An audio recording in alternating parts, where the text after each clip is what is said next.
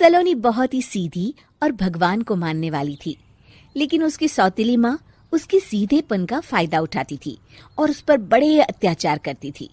जरा सी चूक हो जाने पर उसकी खूब पिटाई करती। अरे सुनते हो, कोई लूला लंगड़ा देख इसकी शादी तय करो और इसे इस घर से बाहर का रास्ता दिखाओ। सलोनी के पिता जानते थे कि मीना एक चांडाल औरत है, इसलिए वो एक अच्छा घर देख सलोनी की शादी कर देते हैं। लेकिन वहां भी सलोनी से जलने वालों की कमी नहीं थी। सलोनी की ननद निकिता उसे बिल्कुल पसंद नहीं करती थी। सलोनी, बात तो सुनो जरा। जी कहिए। आज शाम को मेरे बॉस खाने पर आ रहे हैं। ध्यान रहे उनकी खातिरदारी में किसी प्रकार की कोई कमी नहीं होनी चाहिए। जी आपने कह दिया, बिल्कुल वैसा ही होगा। शाम को सलोनी जैसे ही गैस पर खाना चढ़ाकर वहां से जाती है अभी इसके खाने का स्वाद बढ़ाती हूँ। निकिता गैस की आंच तेज कर देती है। थोड़ी देर में देखते ही देखते सारा खाना जल जाता है और पूरे रसोई घर में चारों तरफ धुआं फैल जाता है। अब आएगा मजा। माँ जल्दी आओ, यहाँ देखो सलोनी ने किचन में आग लगा दी। अरे तेरा सत्यानाश हो, कल मुही तूने ये क्या कर दिया? सलोनी की सास उसे बहुत डांट फटकार लगाती है। तभी मोहन अपने बॉस के साथ घर में प्रवेश करता है। अरे भाई मोहन, ये क्या तुम्हारे घर का क्या हाल हो रखा है?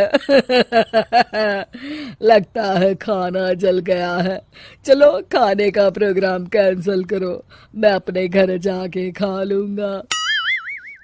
सर दरअसल सर मुझे माफ कर दीजिए। अरे कोई बात नहीं, घरों में ये छोटी मोटी बातें होती रहती है।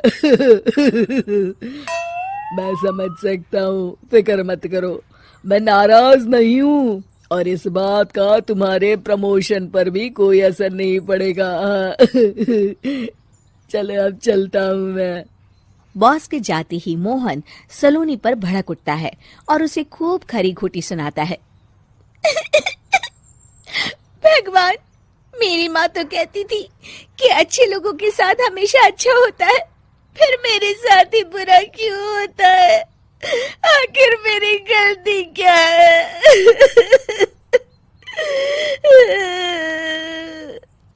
तभी आकाशवाणी होती है।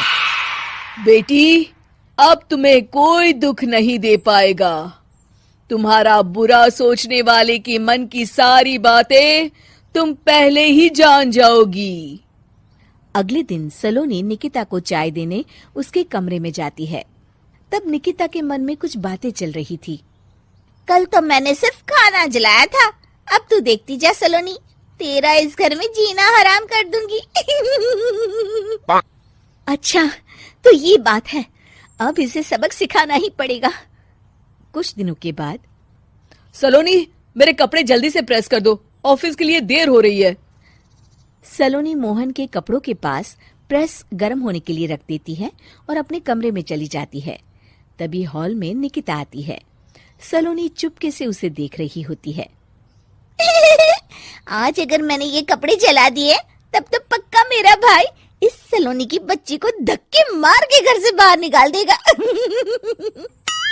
अरे तू क्या मुझे निकलवाएगी? महादेव है मेरे साथ। ठहर जा निकिता, आज तो तेरी खैर नहीं। सलोनी अपने पति मोहन को बुला लाती है और निकिता की सारी करतूत दिखाने लगती है। निकिता गर्म प्रेस मोहन के कपड़ों पर रखकर अपने कमरे में चली जाती है। मेरी बहन इतनी बड़ी चालबाज निकलेगी, मैंने तो सोचा ही नहीं था। मुझे माफ कर दो सलोनी, मैं तुम्हें गलत समझ रहा था। मोहन निकिता को बुलाकर उसे खूब डांट फटकार लगाता है। उस दिन के बाद से सलोनी की जिंदगी पूरी तरह बदल जाती है।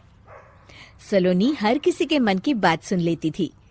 दूसरी तरफ निकिता का कोई भी दांव सलोनी पर नहीं चलता था और आखिरकार वो भी सलोनी के आगे घुटने टेक देती है। फिर एक दिन सलोनी की सास की सहेली ममता अपनी बहू कविता के साथ वहां आती है। कविता मन ही मन कहती है, अरे ये बुढ़िया पागल है जो मुझे यहाँ लेके आ गई। कहाँ मैं अपनी किटी पार्टी छोड़ के इसके साथ यहाँ मरने आ गई।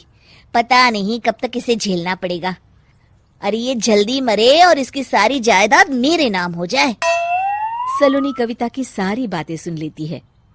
अरे कविता, तुम अपनी सास की जायदाद के लिए उन्हें झेल रही हो और उनके मरने का इंतजार कर रही हो। ये तो गलत बात है। सलोनी की बात सुनकर कविता बिना देर किए कहती है, अरे ये तुमने कैसे सुन लिया? ये सारी बातें तो मैं अपने मन से बोल रही थी। तुमने कैसे सुन लिया? बस फिर क्या था। ये सुनते ही कविता के बगल में बैठी उसकी सास उसकी चोटी पकड़ लेती है। क्यों रे कलमुही, तू मेरे बारे में ये सब सोचती है? मम्मी जी, मुझे माफ कर दीजिए।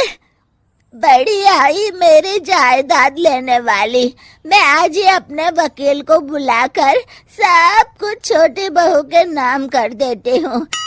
चल घर चल, आज तेरी अच्छी खबर लेते हूँ। इस तरह सलोनी लोगों के मन की बातें सुन लेती थी, लेकिन धीरे धीरे सलोनी को एहसास होता है कि उसके आसपास के सारे लोग एक दिखावे की जिंदगी जीते हैं और सब एक दूसरे के बारे में बुरा ही सोचते हैं। हे भगवान, दुनिया में कैसे लोग हैं? सबके मन छल कपट से भरे हैं। मैं तो लोगों के मन की बातें सुन सुनकर तंग आ चुकी हूँ। मैं अपनी जिंदगी में अब बहुत खुश हूँ। अब आप मुझसे ये शक्ति वापस ले लीजिए भगवान। इस तरह भगवान सलोनी को दी हुई शक्ति वापस ले लेते हैं और सलोनी एक आम जिंदगी जीने लगती है।